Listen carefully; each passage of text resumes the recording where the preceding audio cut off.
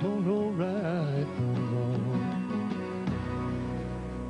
All along this path I tread, my heart betrays my weary head, with nothing but my soul to save from the cradle to the grave.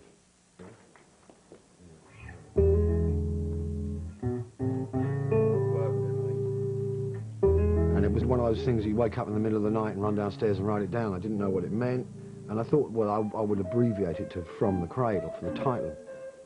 What it means, I think, is that this music that I'm making here has been my motivation. It's the thing I've turned to, the thing that has given me inspiration and relief in all of the trials and tribulations of my life. I've always had this incredibly secure place to go to with the blues, and this is the first testament to that I've ever made, really, on my own.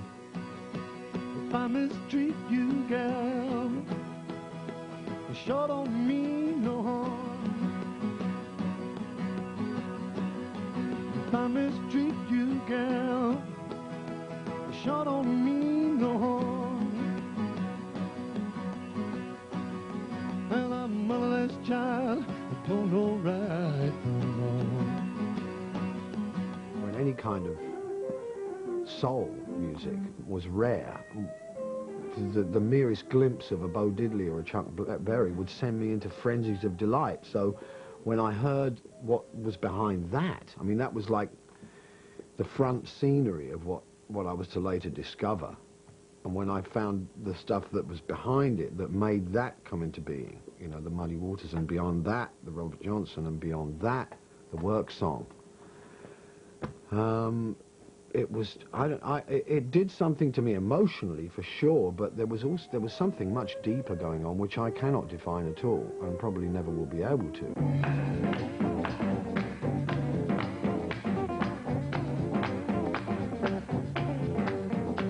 When I get out on the dancing floor, there ain't no stopping for an hour or more. I go rocking up and down and around and round. I go reading to the beat of that crazy sound. Staying out all night long. I tell you now, baby, I think that's strong. Come on now, baby, give me one more chance. You know I still love you, wanna give you romance. Come on now, baby, what's wrong with you? Trying to love me as your mother will do. Well, there was a bit of a political thrust going on there towards the top of the charts, and I thought I didn't really have any goal in that direction. It didn't appeal to me at all. They wanted to really end up on TV and doing cabaret and package tours, and I was really happy doing clubs with the following that we got. And I think that following too wanted us to stay in that syndrome. So the more kind of ambitious they got for the guilt, the less I got happy about it, and I wanted out. It's taken a lot of courage for me to go back. I mean, I'm really retracing my steps back to John Mayall and the Blues Breakers, and I mean, there was a stage there when I was with that band, having come from a pop band, which had started as a blues band with the Yardbirds, to go to John Mayall, and then when I was leaving John Mayall, in my head, I was going to an even more hardcore blues situation, which backfired. Although it came out to be a great hybrid, it wasn't my intention to go that way. It was something I wanted to do when I got involved with Cream. I mean, this was originally the premise for starting Cream, was to have like a blues trio.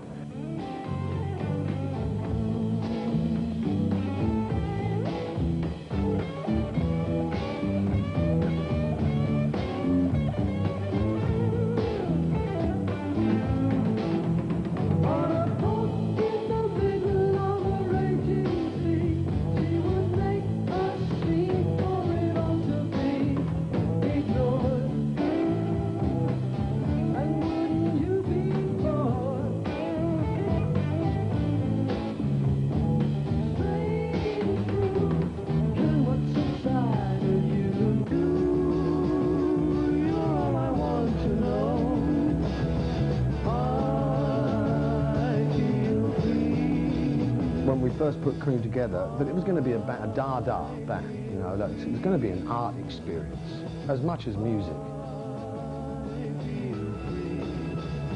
I didn't really ever want to be tied down to a band. I mean, the minute it started to get too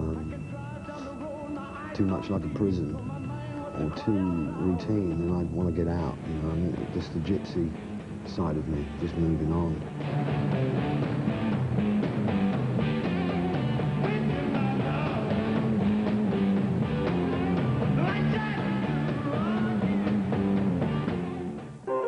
Well, I used to think I could make any kind of music, but the guitar playing would always be blues.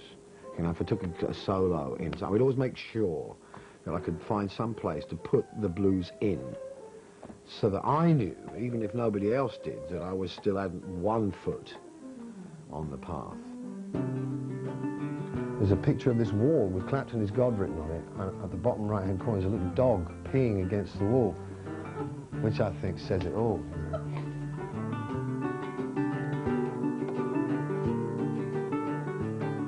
I first met Steve when he was with Spencer Davis, and he was up north in England. He was in Birmingham, and I was down south in London. And he was a legend in London, even before I ever saw him. And then when I did see him, he was singing Georgia on My Mind. I couldn't believe it. I mean, this, sorry Steve, spotty little white kid singing just exactly like Ray Charles. And I kind of made a personal vow that I would play, if he would ever consider it, I would love to be in a band with him.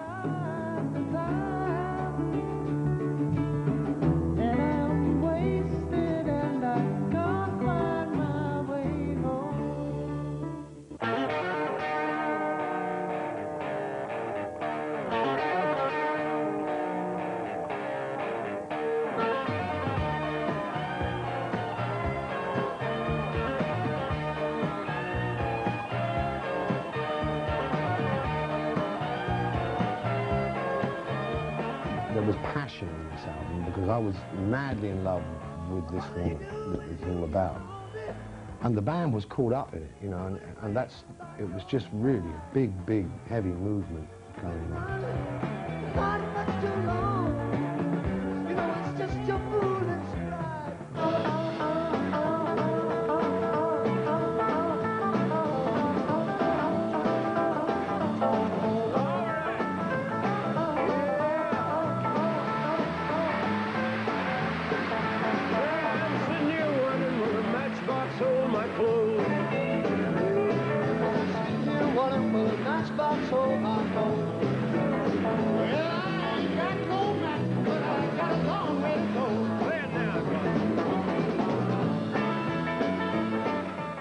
People have asked me about songwriting in the past and which songs have meant the most. The ones that have meant the most to me over the years are the ones that were the easiest to write, like Wonderful Tonight.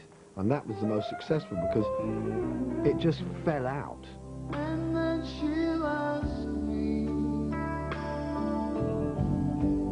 Do I look alright? And I'll say yes. You look wonderful tonight. At the time, it was simply that I'd been absent or quiet for a long time, and then I went into the studio. And I didn't go into the studio with any earth-shaking ideas. I mean, as we made the record, it seemed to me to be a bit of a hodgepodge. And then it was finished, and I liked it. And again, in hindsight, it is a great record.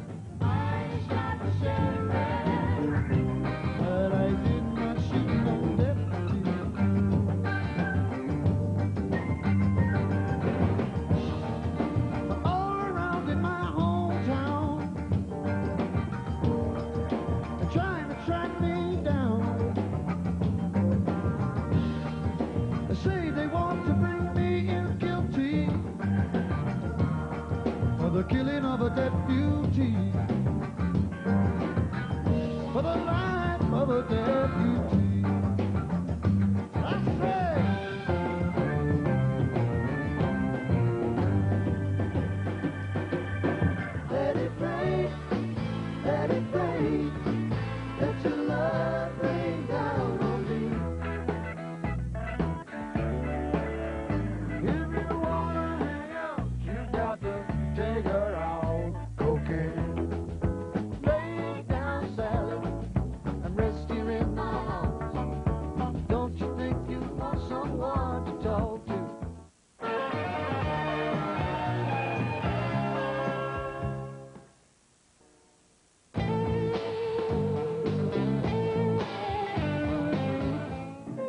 think Unplugged helped a great deal.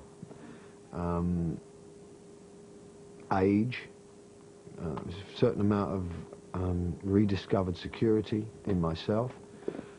But I think you still need to, no matter how you feel about yourself, no matter how I feel about me, I still needed to see results. I still needed some kind of exterior proof, and Unplugged was definitely that.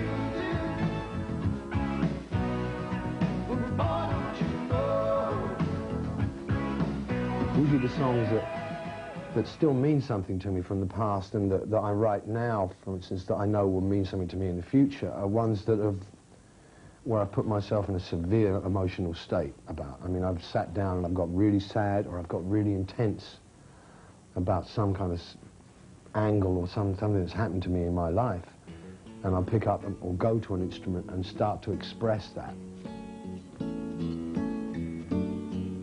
With what happened to me last year and the loss of my son, I think the audience, my audience, would be very surprised if I didn't make some sort of reference to it. And I wouldn't want to insult them by not including them in my grief, in a way. And so I do intend to make these things known, and I will play them in concert and put them on record. And it is, for me, a healing process, and I think it's important that you share that with people that love your music. I must be strong and carry on, 'cause I know I don't belong here in heaven. That was me in one respect, but this is really, really me, to make this record about my blues influences and my upbringing is much more me than Unplugged was. Well, if I've done somebody wrong, have mercy,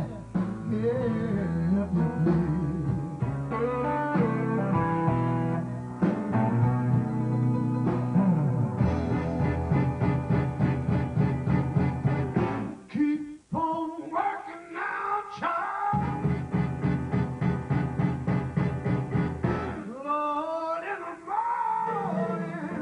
Really, the bones of the thing is coming from inside me, and my need to pay back the tribute to all these people that I heard from day one, from the cradle to the grave, really, that I want to emulate and pay back and say thank you to.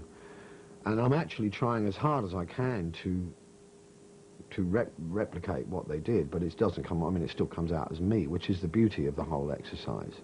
Because I used to think that pure imitation was not good enough, but of course there is no such thing, and I'm finding that out, and as close as I try and get to the original, it still sounds like me doing it. Yesterday we did a Ray Charles song called Sinner's Prayer, and I didn't think I could ever do this song, because vocally it's very, very dynamic. It looks like a very hard song to sing, and we did it very quickly. Would I feel like this when my baby can't be found? Well, if I've done somebody wrong, Lord, have mercy, if you please.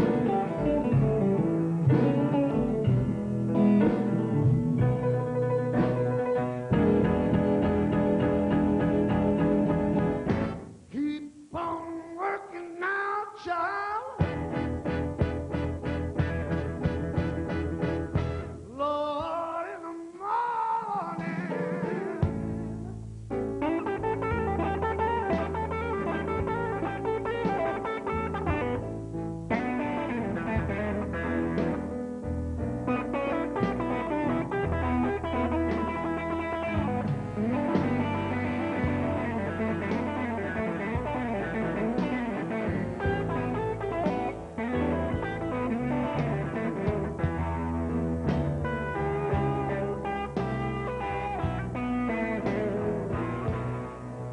I know we go back to that thing about I can sing the blues. I'm qualified to sing the blues because of what has happened to me. But I still don't think I'll ever do it as good as a black man. Muddy's songs have been the hardest. The hardest. And he meant a great deal to me, and his music still does mean, probably more than anybody else's. I don't know why. It was the first, really, that got to me, and it still is the most important music in my life today, is the music of Muddy Waters. Well, on the hoochie coochie man, everybody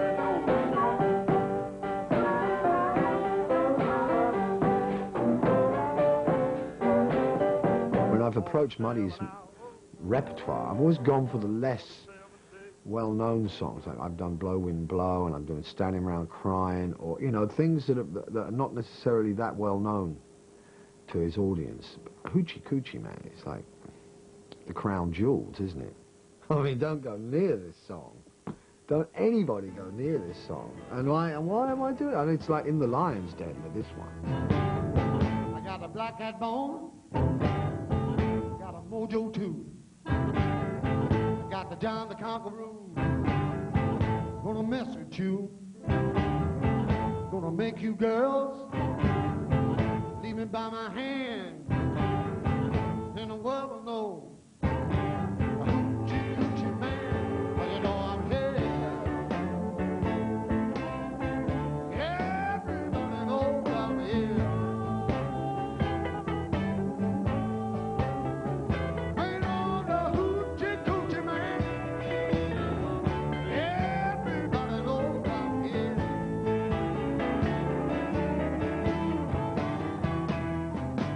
We've done it dozens of times. And to most people, it probably sounds all right, but to me, it just is not good enough. And so we do it again and again and again. And I don't know what that is.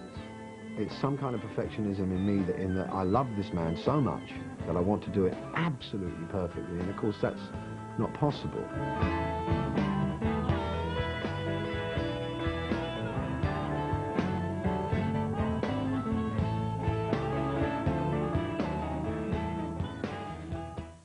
Well, I'm a motherless child, I don't know right from wrong.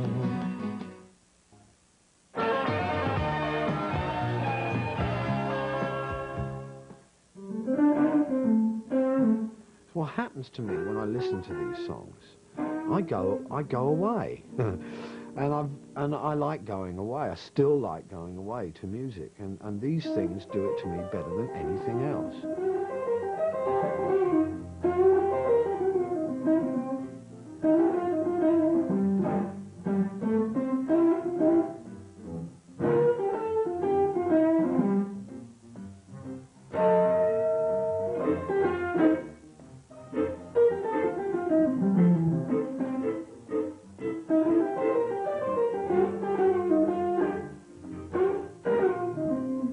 It is still a fix for me to come here, have a band of musicians. I mean, generally speaking, I walk through that door on the other side of the room, pick up my guitar, and we'll start work.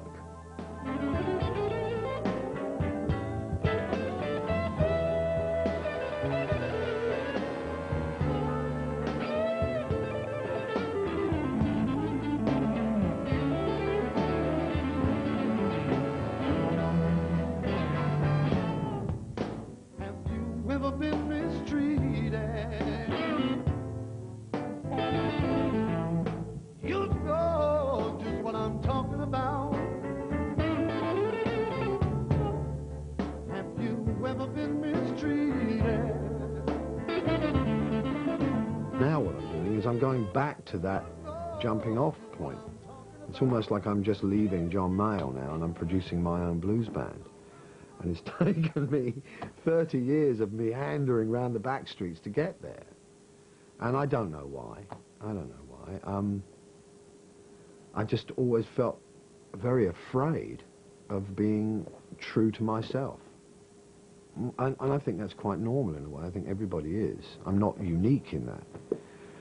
But right now, I want to do it. And I have this funny feeling that I don't know how long it'll last. And it may be that I'll just stay here. maybe that's all right. Maybe it's all right for me just to stay doing this. 1, 2, 1, 2, 3, 4.